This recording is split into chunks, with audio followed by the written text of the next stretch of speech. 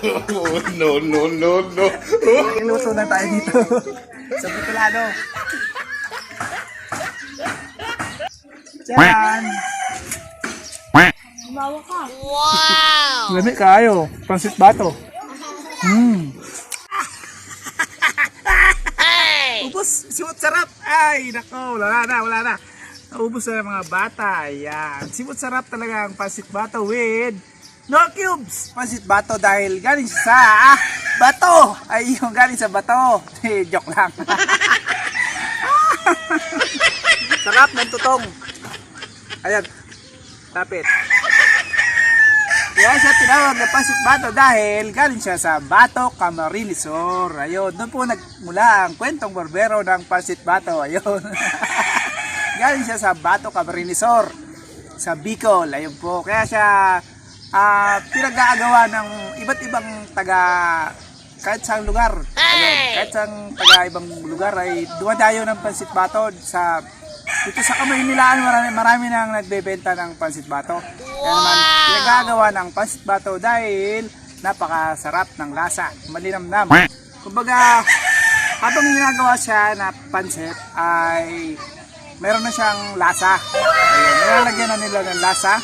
Kaya naman malasa ang pansit bato galing sa Bicol. Ayun. So, ano pa inaantay nyo? Try nyo na magluto ng pansit bato. Bili na kayo ng pansit bato.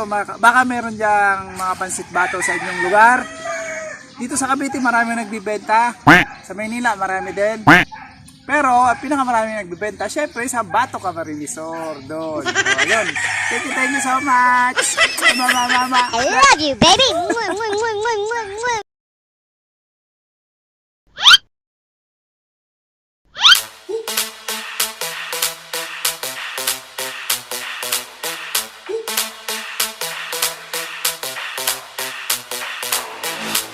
When I see you dancing, I'm like, hola, hola, hola, hola.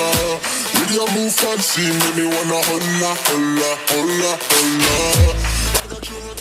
Okay, umpisa na natin ang pag-prepare ng mga gulay. Lahat ng mga ingredients ay ilalabag na natin dito sa lamesa.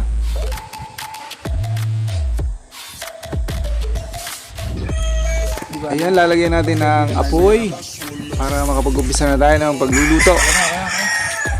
Ayan po ay mga natirang alcohol.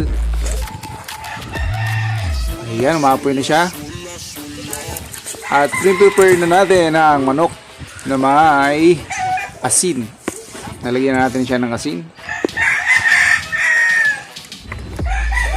At syempre ang gulay ay atin ang pipira-pirasuhin. Pinitin natin ang kawali at ilagay na ang manok na may asin.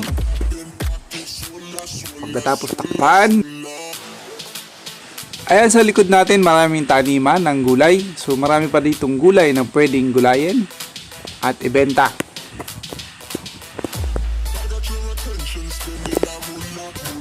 Ayun, pagkatapos nating hiwain ay ilagay na natin ang ingredients sa kawali. Una yung bawang, syempre. Sumunod ang luya. Sumunod ay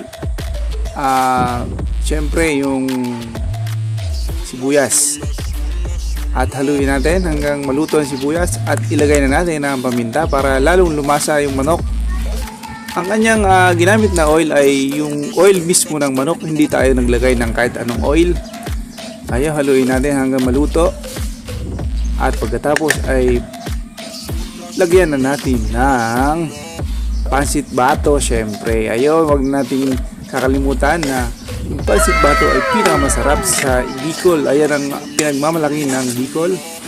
At lagyan natin ng Knorr cubes at ng Knorr yung nauna kanina.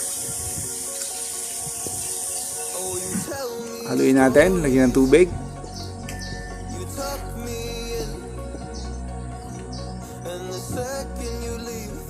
Ayan, nilalagay na natin yung pansit. Ayun.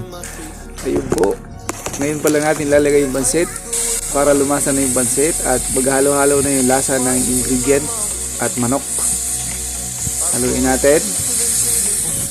Ay, pagkatapos mahalo ay takpan muna ito saglit. Ayun, nabubulol tayo. Ayun, kulang. Dagdagan daw natin dahil maraming mga bata. Ayun, nailagay na pala natin yung gulay. Fast forward na tayo dito. Yung gulay nailagay na natin. Yung beans tsaka yung repolyo ay nailagay na natin. Siyempre, nauna natin nilagay ang beans. Andyan sa ilalim.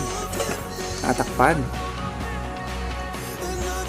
Siyempre, ihuli natin yung repolyo dahil ang repolyo ay madaling maluto. Yung beans ay medyo matagal. Ayan, mag-add tayo ng tubig dahil ngayon lang ako nagluto dito pero hindi ko alam na malakas pala sa tubig to. Sinisip-sip ng pansit bato ang tubig kaya madali siyang matuyo. So nakailang ulit tayo naglagay dito ng tubig. Ayan po, patuloy nating haluin para maglasa ang mga ingredient, lalo na yung manok. So yun, patuloy lang tayong magantay hanggang maluto yung ating pansit bato from Bato, Camarines, Bicol. Ayun ang pinagmamalaki ng Bicol. Mega love shout out sa nakaimbento ng pansit bato. Ayun, hindi mawala ang panghimagas. Yun ay nilagay na natin ang pipino at susunod natin yung saba. Ayan, paborito ko kasi yung saba kaya nilalagay ko siya sa ating panghimagas. Ayun po ang tamang Tagalog, panghimagas. Ayun, hinihiwa natin ng maliliit ang saba. At syempre lalagyan na rin natin yan ng paminta at konting suka. Hey! Hey!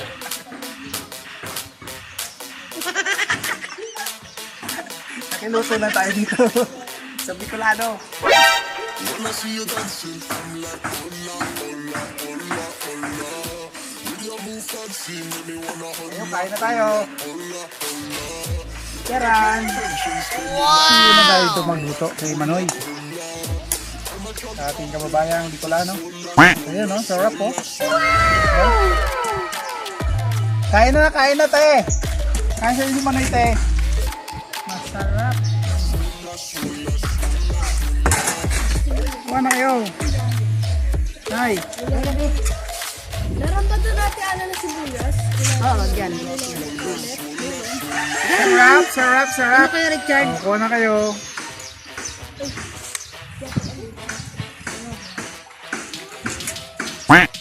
Bawa ka. Lamig kayo. Pansit bato. Wow! Ubus! Simot sarap! Ay, nako! Wala na. Ubus na mga bata. Ayan. Simot sarap talaga ang pansit bato with no cubes. Ayun, di ba? With nor. So, dami na tayong napakain ngayong araw. Marami tayong napasaya. Sana palaging ganito pag meron tayong napupuntang mga Bicolano. Sarap! So, hindi mo wala ang panghimagas. Ayan. Fresh na cucumber. Tapos may saging na hinog. Tapos may paminta. Meron paminta. Ayan. Tsaka suka. Lamig kayo. Try nyo rin magluto ng pansit bato, masarap. Hanggang dito na lang ang ating vlog. Mama chup chup. I love you, baby. Don't forget to subscribe. Okay lang.